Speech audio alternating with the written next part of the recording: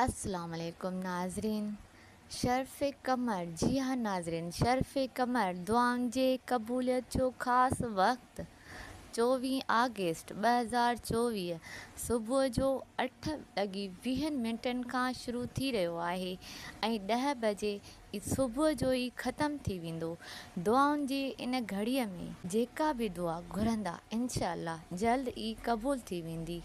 तक़रीबन 1 कलाक 40 मिंटनि जे हिन टाइम जे अंदरि जेका बि दुआ घुरंदा इंशाअल्लाह जल्द ई क़बूल थी वेंदी। बिगड़ियल औलाद खे सही रस्ते ते आणण जे लाइ इस्लाह औलाद ऐं परवरदिगार खां मदद ख़ासि इय्याका नअबुदु व इय्याका नस्तईन अहदिना सिरातल मुस्तक़ीम 70 दफ़ा विर्द करियो। अॻियां ऐं पोयां 7 दफ़ा दुरूद पाक पढ़ंदा। नंबर 2 हर मुश्किल में